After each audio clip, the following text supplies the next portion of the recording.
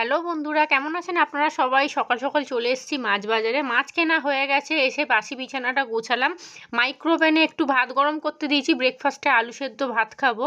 এবারে বসে পড়েছি সবজিপাতি কাটতে। আজকে রান্না হবে পালং শাকের চচ্চড়ি, তার সাথে ফুলকপি আলু দিয়ে একটা মাছের ঝোল করব। শীতকালে একদম পারফেক্ট খাওয়া দাওয়া। তো এখানে সবজিপাতি সব কেটে নিয়েছি, চালটা ভিজিয়ে নিয়েছি, আর কালকের একটু ভাত ছিল। এইবারে পালং শাকের তরকারিটা বসিয়ে দিলাম, তারপরে লাস্টে করব মাছের ঝোলটা। তো পালং শাকের চচ্চড়িতে একদম প্লেন, কোনো কিচ্ছু দিই না। চচ্চড়ি হয়ে গেছে, এদিকে এবার মাছের ঝোলটা করব। মাছটা ভেজে তুলে রাখলাম, কড়ার মধ্যে গোটা জিরে ফোড়ন দিয়ে দিয়েছি। এবারে পেঁয়াজ কুচি দিয়ে দিলাম, আলু ফুলকপিটা একটু ভাজা ভাজা করে মশলাটা দিয়ে তারপরে রসিয়ে কষিয়ে জল ঢেলে দিলাম।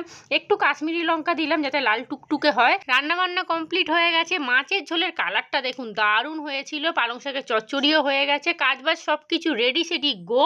খাবো দাবো আর একটা জম্পেশ ঘুম দেবো একদম।